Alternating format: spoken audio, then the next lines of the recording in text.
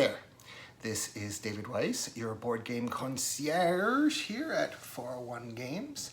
And this week's Smorgasboard game is Divvy Dice, published by Stronghold Games and co-designed by the team of Ulrich Blum and Jens Merkel. Blum's been around for 10 years and recently designed the surprisingly good Minecraft board game that came out published by Ravensburger. And Merkel co-designed the game Nine Tiles Panic, which was published by Oink Games, the small Japanese publisher. So hopefully the two together can create something cool and original, even better than the sum of their parts. So let's look inside the box and see if Divvy Dice is the game for you.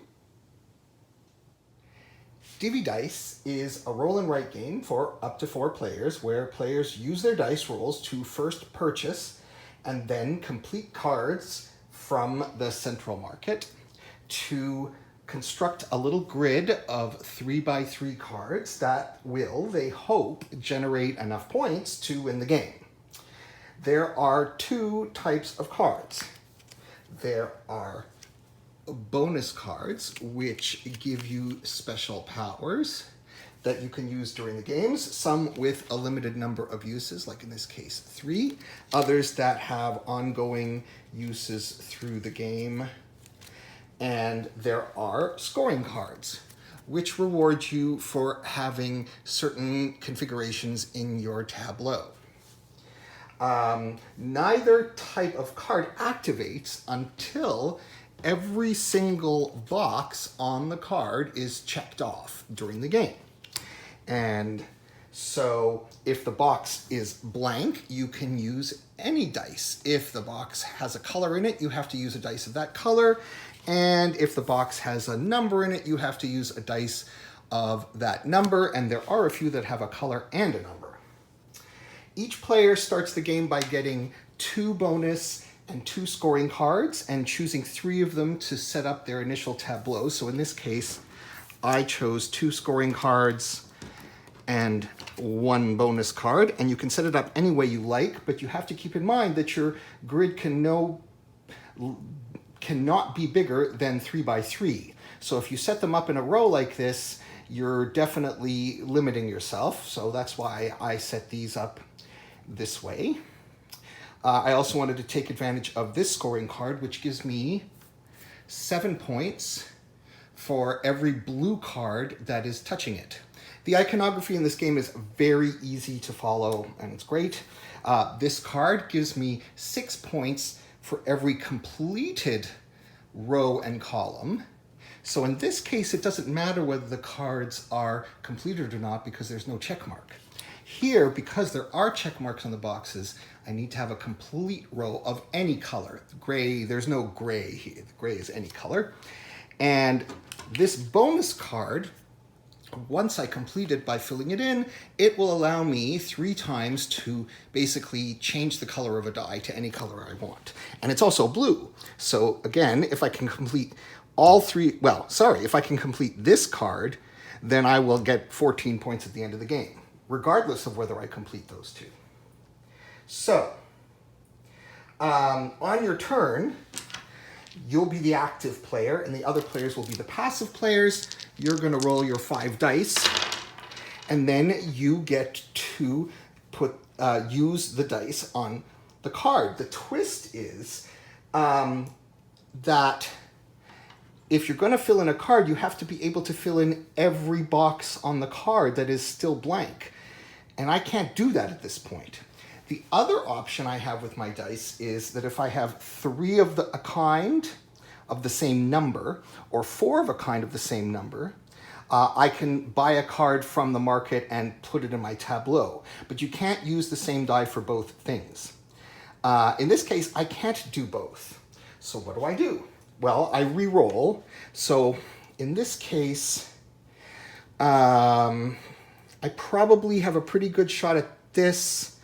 If I need green to be the smallest, this to be the largest. So I'm going to save the 6 and re-roll the other 4. Oh, that is not bad, because now I have 1 being the smallest. I have a 4, which is in the middle. Now, the thing is, the other passive players, each player is now allowed to use one of these dice on any of the cards in their tableau, and they don't have to be able to finish a card. That's how you complete some of these more difficult cards that have, more than 5 open spaces in them. Like, for instance, this one here has 8 spaces. You're going to need to complete some of them on other players' turns. So at this point, I'll save the green 1, I'll save the yellow 4. I have 2 more re-rolls. Excellent. So now I'm going to use this one. Every other player can use this pink too, but I am done. And now I just write 1, 4, 5, and 6, and that checks that off. And now I have that bonus ability to change the color of any die that I want. Now, if after 3 re-rolls I still can't fill in a card, I have the option to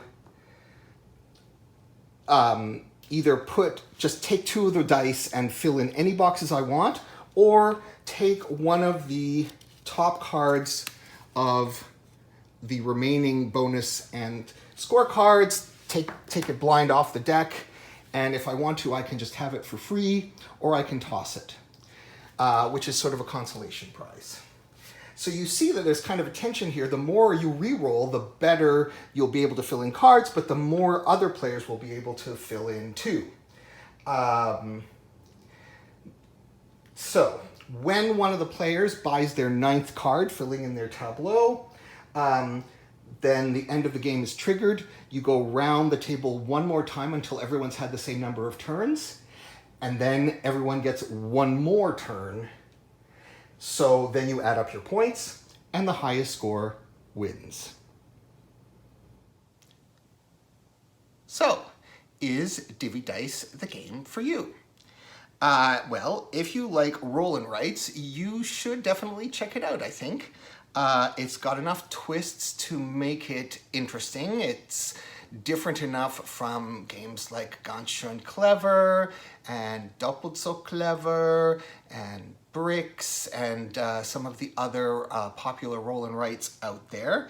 And I think it has more player interactivity because of the relationship between the re-rolls that the active player has and the passive players get. They're naturally eager for the active player to re-roll more often so they can use more dice.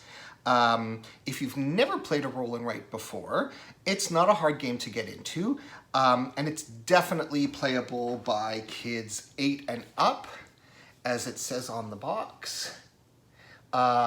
And there's an excellent solo mode, which turns it into quite a puzzly game, and interestingly enough, they've made it into kind of a campaign game. So you have a certain number of turns to amass a certain number of points, and as you pass each level, the number of turns you get goes down, as does the number of points that you need to pass, but never seemingly enough. And the real challenge is to play each level once and beat it before you go on to the next.